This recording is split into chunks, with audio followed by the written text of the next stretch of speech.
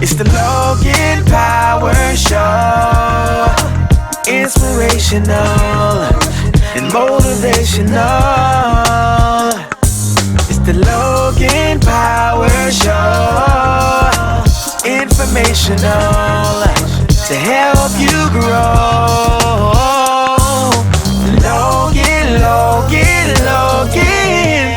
Logan Power Show. And now the host, Calvin Logan.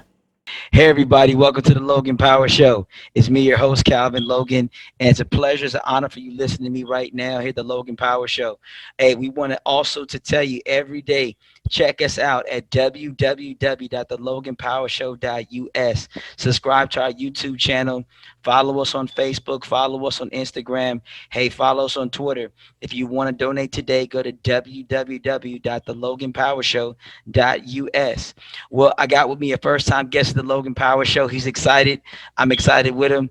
He's the one and only Mr. Traveas Claypool. How you doing, sir? How you doing today, Logan? Thanks for having me.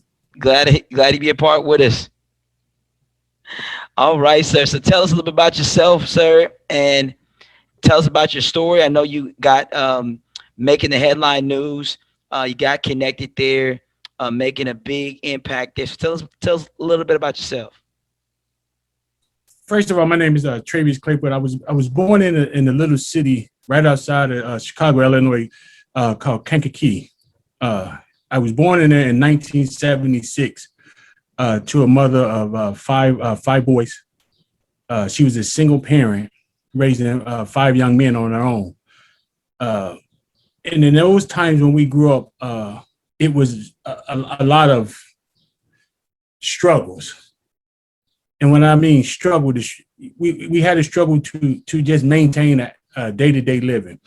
We didn't know where the next meal was going to come from. We didn't know when we came home, was the lights going to be cut off? We didn't know if we was going to have water.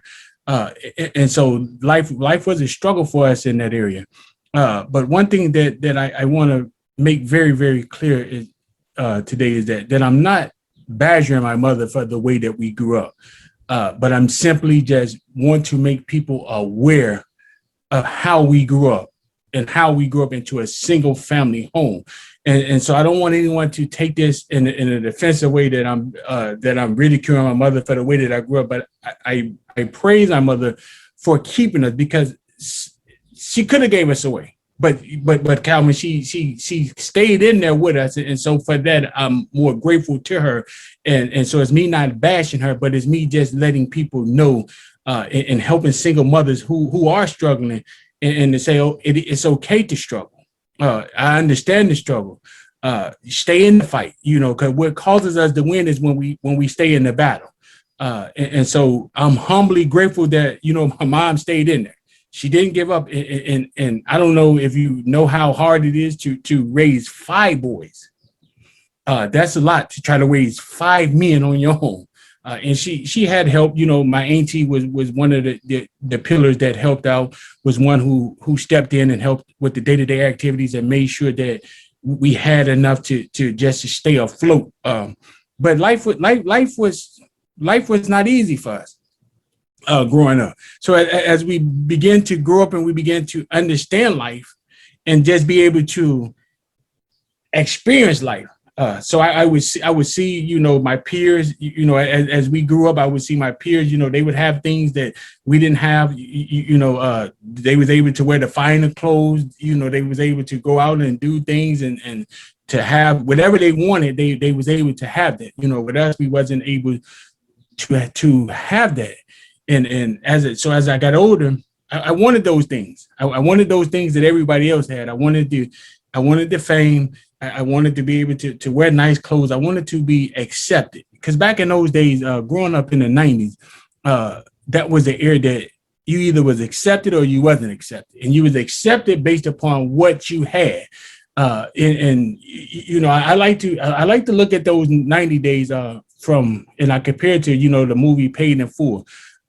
Those days for us used to be the stage. We used to have a club that we call the 803. It's on Fridays and Saturdays. That would be the stage for us. We would go there, and all the local drug dealers would come, and that's what we would display our worth. What we, and at that time, you came with your best jewelry on, you came with your best clothes on, you had your best car, you had everything there because you was trying to make a statement. You was trying to make a name for yourself, and those was the days. And when you had a name, it was like you had street credit. And that was what I was seeking. And I love that when we got to that point to where I could have that street credit. But one thing that I would tell you, Calvin, with that street credit, it came some things that I wasn't prepared for. And what that was life. I wasn't prepared for life that side of the ball. In that arena, there's only two things that come out of that side of life. When you in the drug game, it's only two things that come out of that. Either you're going to jail for the rest of your life or you're going to be in the cemetery. Those are the only two outcomes that ever come behind selling drugs. I don't care what anybody tell you. I don't care what they say. Oh, you can get out. There's never no getting out of the game. And the reason why you can't get out of the game is because when you in the game, you consume with the life that you're living, and you don't want to get out of the game because you like the credit and you like the fame that you're getting from the attention that you're getting from people. And so it calls you to be deeper embedded into the game. And so there's only two ways out. I've from 1990 all the way maybe to 2005, I would go in and out of jail. Those would be days that I would go to. My first encounter was 1994. I remember going to prison in 1994, and I got out in 1997. And they say prison is supposed to help reform you, but it didn't help reform me. It helped me become a better criminal than what I was. It's because I learned how to, from other people being locked up, I learned how to be a little bit more discreet of what I did. Don't be so flamboyant. You don't have to display, your money, your cards. You don't have to do all that. Live up under the radar and still check a nice bag, as we would call it back in the 90s. And so those are some of the things that I learned when I was in there. And then you also, when you're in jail, you get more what we call connections. You get more connections and you connect with people who either they got a little time left or they know people that's on the outside, and you become good friends with them and they like you. And then they say, hey, you get ready to go home. I'm going to hook you up with one of my connections. When you go home, you got a connect that you can go home to. And so when you come out of prison, what you have is a connect to be able to better yourself on the street side. And so you come out, you have a connect. The first thing you do is you get up with the connect and you figure out a way. How do we make this happen? How do we start a relationship? And so prison didn't help me. And so I would continue to just go down that dark spiral. I would continue to just live that life until I would say 2009. I knew I had to change. I said it has to be a better way. I can't keep living life the way that I'm living. I can't keep going in and out of jail. So it has to be a better way. I have to figure out a way to live to where I don't have to live in fear. And so I went and got a job. And Cal, when I got that job, maybe for the first 60 days, I struggled. I struggled more so mentally than physically. And what I mean by mentally is because mentally, when you coming from having whatever you need and want at your disposal at any given moment or time to happen to plan out a paycheck, that's mental abuse on you, because for once in my life, that was something that I never had to do. I never had to experience how to budget anything. Budget was not a word that was in my vocabulary because you didn't have to budget in those days. When you had plenty of money, you spent it, and when it was gone, you just said, okay, well, that's gone. Now I got to go back to the streets. I got to make some more money. That was the budgeting. You didn't have to take a paycheck, and you didn't have to say, okay, well, this is I got to live in between this paycheck.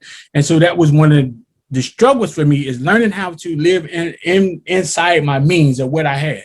And once I began to learn how to do that, I was able to function in life. And then I was able to say, okay, well, maybe this working thing is not bad at all. Maybe I'm on to something. I said, maybe I'm on to something. I said, well, let me keep going. And so then I got on the job, and I'll never forget this, a lady, I was working at this job, and she asked me, did I want to be a night supervisor? And I said, sure. And that's where it started from. And as I got on that night shift, and I was the HR supervisor, and then it was a performance manager. He had ended up getting fired on a day shift. And so the night shift performance manager that they had to move him to the day shift. And so they had nobody to take his position. And so he was like, well, Trey, you the only one that really knows everything, because you're here with me every night, you knows everything, and I can work with you. Would you want to take this spot? And I was like, sure. And so I took that spot. And then when I took that spot, I was able to work directly up under of a vice president. And when I began to work with him, he began to teach me how to treat people, because that was another area of my life that I wasn't familiar with how to treat people. Because when you have money, you don't have to be nice to people. You tell people what you want them to do and how you want them to do it, and they do it. But when somebody is working for you, it's a total different thing. And so you have to learn how to balance that out. And I remember one night he called me, he said, well, Trey, how's it going for you? I said, well, it ain't going too good. He said, well, let's try something different. He said, let's try he said, you could attract more flies with honey than you can with vinegar. And I said, what do you mean by that? He said, well, if you try to be a little bit more nicer to the people, they'll work for you. I said, well, why do I got to be nice to them and they work for me? Shouldn't they be nice to me? He said, no, Trey, that's not how it goes. He said, in order to advance in this game that you're in, you got to lean on the people. He says, the people who's going to make you who you are. And it's not you making yourself, but it's the people. He said, because if you can't get the people to work for you, then you can't get no promotions. He said, so you got to gain the trust of the people. And he said, once you learn how to manage people, you'll be a better person. He said, so try being a little nicer to them. When you go on your shift, walk around and say, hello, how you guys doing? Is it anything that I can do for you guys tonight? What is one thing if I could do for you tonight? What one thing would you like for me to do? And Calvin, when I tell you I did that, when I started doing that, I could see a total difference. The people respected me better. When I would come around, they would smile more because they knew that I was a friend. I was somebody that they could talk to, and they knew that would listen to them. And so when I began to change up, I began to gain the confidence of the people. And then I began to learn how to talk to them and to position them to where I needed them at, so I can get them to better work for us. And when I learned that, it was phenomenal. But it wasn't always easy. It took me a long way to get there. And then as I began there, I left that job in 2013, and I went to another job. I went into the linen industry. And when I got in there, I started off as a supervisor, and then maybe not even 6 months out when I was there, the manager, he just up and quit. He said, I'm done. I'm going, I got a new job. I'm out of here. He said, trade this, until they find somebody, this is your show. And so it was like, okay. And so then we had a guy that used to come in. He was a consultant. He came in, he was more so of a consultant. He would do Lean Six Sigma. And what he would do is he would come in and he would show us how to improve the facility, how to make the facility from where it was at and make it better and enhance the quality of working that we was doing, and take out a lot of the unnecessary steps that we had and to narrow the processes down so you didn't have extra steps that you didn't need in your process. And so he came in and me and him, we hit it off very well. And so when he came in, me and him, and I would ask him a lot of questions. And at that time in 2013, I didn't fully understand what my direction and calling was. But when I met him, and his name was J.R. Ryan, when I met J.R. Ryan in 2013, after having a conversation with him, I knew what I wanted to do. I knew that I wanted to be in a position to help people grow. I knew. And that from that day forward, I went at that, like, this is my purpose for living, is to be able to help people. And from that day forward, Calvin, I began to put my best foot forward. Say, okay, this is what I want to do. I wanted to help people, and not just only help people, but I began to just look back at my own troubled life and where I came from. It says, okay, when a person takes a position in an organization, and once he passes a supervisor, he becomes a manager. Normally, you only get 2 weeks of training. That's typically what you would get in an organization, and then you would get annually training once a year. And so my thing is saying, okay, when they hired a younger manager, he was 23 years old, fresh out of college, and so when you have a 23-year-old coming out of college and he's coming into an industry to where you have people that's been there already, there's going to be some wrestling going on, because he's familiar with a more of a sleeker process than we are. They're in the college people coming out now, is they understand, okay, this is, if we want to get from A to B, we want to figure out how to get here using lesser steps than we have to. With us older people, we use, okay, well, we don't calculate steps out. We just, okay, this is how we get there. And so once they hired him, I seen that it was a lot of bumping and going back and forth with him and management, because they looked at him as a threat. Here's a 23-year-old kid coming out of college. Here it is. I'm 50, 60 years old. He's a threat to me. He's trying to take my job. And Calvin, I didn't look at him as a threat. I looked at him as him trying to help us, and said, hey, I know a better way how to get here where we don't have to do all of this, but we can get here in an easier way and still have energy to go home and play with the kids. But when you used to a certain way, it's hard to try to come out of that structure that you're in, because you're used to a certain way. And so I said, but this is what I want to do. I want to be able to help organizations be able to fuse the gap in between younger and older employees, and how to bring them together and work together as one. And so I got off work that day and I began to search leadership classes.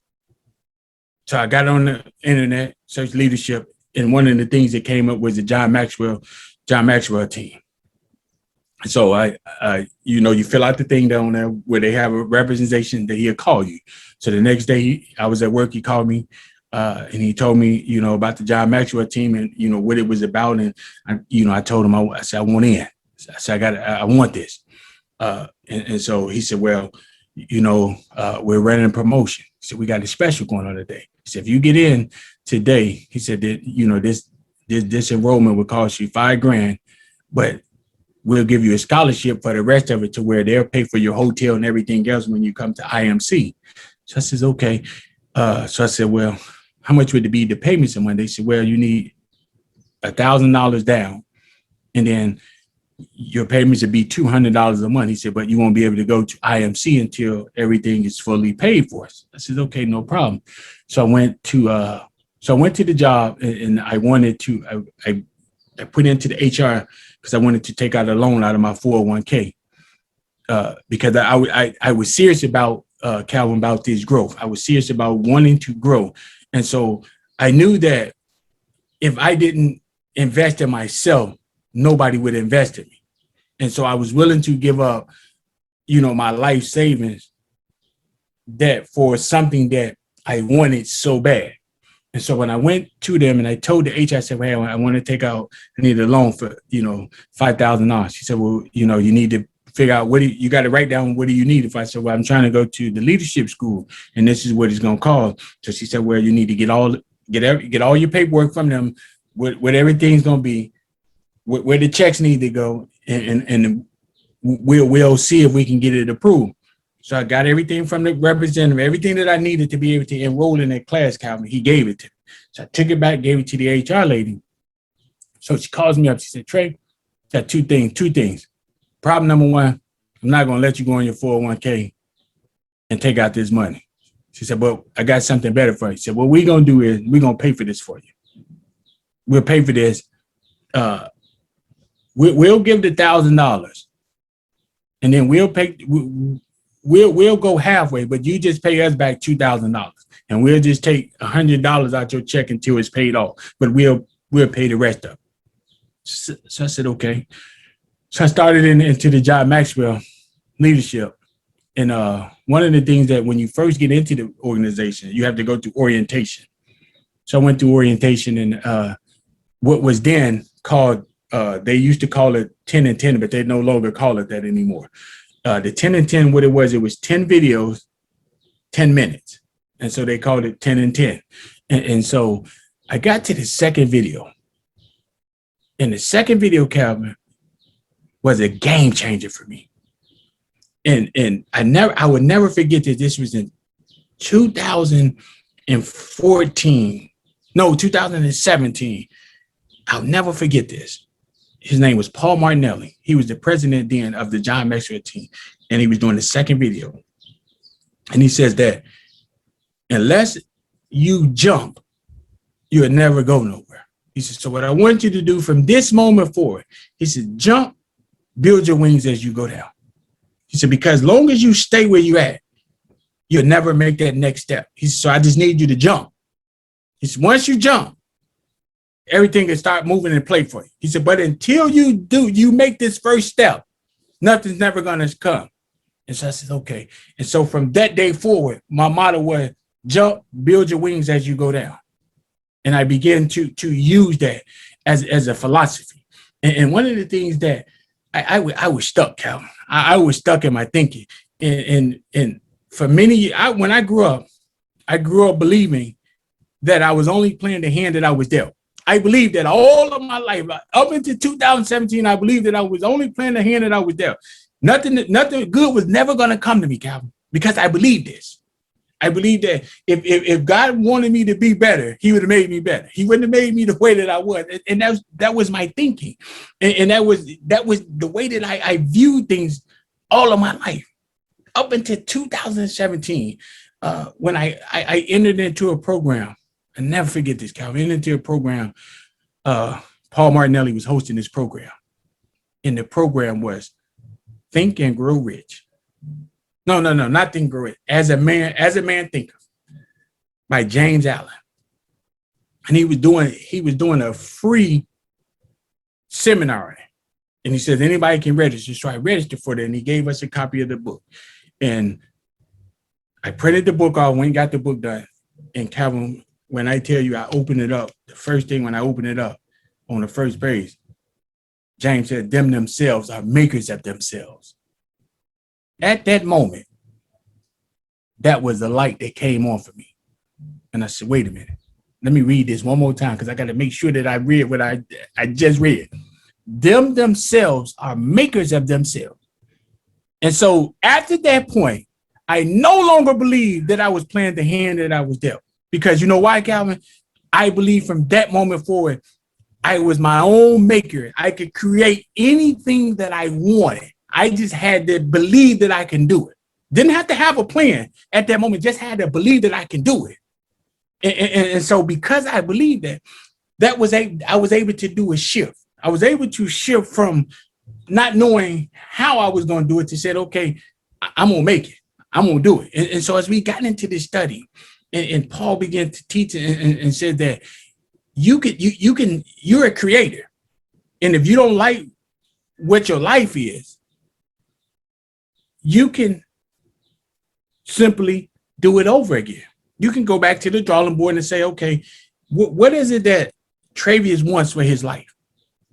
And create a plan, a defiant plan that you're going to follow to create the life that you want.